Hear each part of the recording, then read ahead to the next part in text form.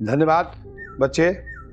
इस बदलते हुए परिवेश में क्योंकि मैं एक शिक्षक हूँ तो मेरा सरोकार जो है विद्यार्थियों से ज़्यादा है और मैं विद्यार्थी से ज़्यादा रिलेशन रखता हूँ। तो मैं कुछ थोड़ा सा एक शॉर्ट वीडियो जो है विद्यार्थी के लाइफ के लिए मैं लेकर आया हूँ। साथ साथ इसमें अभिभावक लोग को भी यह बहुत लाभ पहुँचाएगा। मैं देख रहा हूँ कि बदलते हुए परिवेश में जो ज़माना जो है सिर्फ और सिर्फ जो है अब मैक्सिमम विद्यार्थियों को देखने से हमें लगता है कि विद्यार्थी का जो एम्बिशन है, जो लक्ष्य है, जिस लक्ष्य की ओर चल रहा है, यह लक्ष्य जो है उन्हें बहुत देर से समझ में आ रही है। और इसके पीछे कारण नहीं है कि बच्चे या अभिभावक सिर्फ और सिर्फ यह देख रहे हैं कि मेरा बच्चा जो है अधिक से अधिक मार्क्स कैसे हासिल कर लेता है।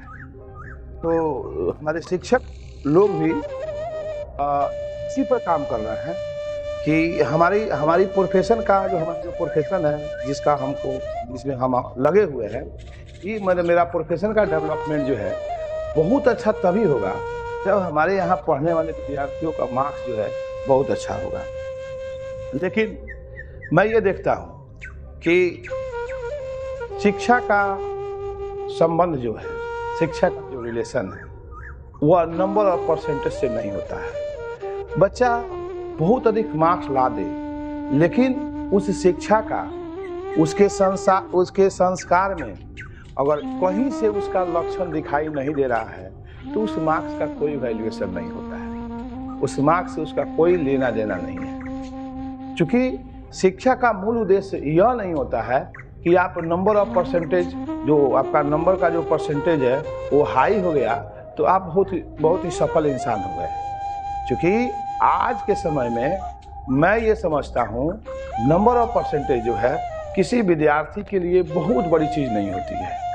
और आज का जो ऑब्जेक्टिव टाइप का ज़माना है जिसमें मैं ये बता दूँ कि कोई भी व्यक्ति जिसे उस विषय का उसके पास कोई नॉलेज नहीं है, फिर भी कुछ ऑब्जेक्टिव के माध्यम से यत्र तत्र कहीं से कुछ लाकर देकर बच्चों को जबरदस्ती एज ए पैरोट, एक तोता के समान, एक तोते के भांति उसे रटवा कर वो मार्क्स दिलवा ही देते हैं। लेकिन कुछ अच्छे मार्क्स से उस बच्चे में क्वालिटी है कि अथवा नहीं है, गार्जियन भी खुश हो जाते हैं। उनको लगता है कि हमारा बच्चा बहुत सफल हो गया, लेकिन उसकी सफलता तब होती है जब उसको शिक्षा के जिस क्लास के का जिन्होंने शिक्षा लिया है उस क्लास के अनुरूप उस व्यक्ति के व्यवहार में परिवर्तन आया कि नहीं आया। शिक्षा का मूल उद्देश्य यह है। तो मैं अपने अभिभावक से और विद्यार्थियों से मैं ये अपील करूंगा कि आप जो है, आपका एजुकेशन केवल मार्कशीट में नहीं होना चाहिए बल्कि आपके व्यवहार में झलकना चाहिए। आपके पास उठने बैठने, चलने फिरने, बड़ों से बात करने, बड़ों के समक्ष रहने, इस सब के पास आपके पास संस्कार होना चाहिए।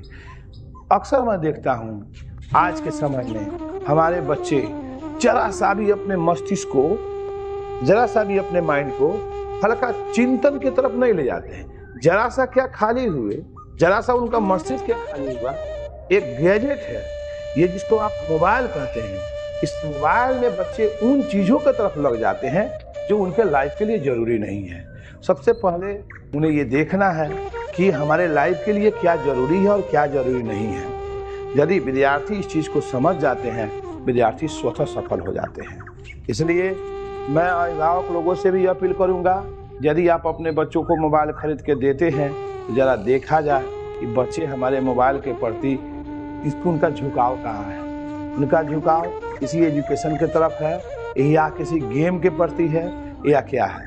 अक्सर मैं देखता हूँ कि हमारे यहाँ बहुत सारे बच्चे 11th में बच्चे आते हैं, अभी हाल फिलहाल में मैट्रिक पास करके आते हैं। अब मैं देखता हूँ अक्सर इन बच्चों में कि पास करके बेचारे अभी हाल फिलहाल में आए हैं, लेकिन पढ़ाई के प्रति थोड़ा सा भी रुचि नहीं है। और मैं सुनता हूँ इस बच्चा का मार्क्स जो है 400 नंबर है, 350, पौने 400, 396, 398, 405, 430, 445 तक देते हैं। और पढ़ाई के प्रति कोई ये ऐसी रुचि नहीं है कि उनके व्यवहार में झलके कि भाई 400 नंबर वाले बच्चे हैं, तो बच्चे और वो आ जाता है। तो इसमें वैसे शिक्षक जिनके पास वो बच्चे पढ़े उनकी तो वाहवाही हो जाती है, लेकिन आने वाले भविष्य में उस 400 नंबर सिर्फ देखने के लायक हो जाती है जब उनमें क्वालिटी नहीं होती है। तो क्योंकि आज के युग में चूँकि शिक्षा का मूल उद्देश्य जो है गुण को बढ़ाना है, गुणात्मक विकास है, न कि सिर्फ नंबर ऑफ परसेंटेज है। तो इसलिए आपके व्यवहार में परिलक्षित हो, आपका व्यवहार बहुत अच्छा हो, आप शिक्षा के अनुकूल आपका व्यवहार हो, आपके पास यह ज्ञान होना चाहिए कि हमें क्या करना चाहिए और क्या नहीं करना चाहिए।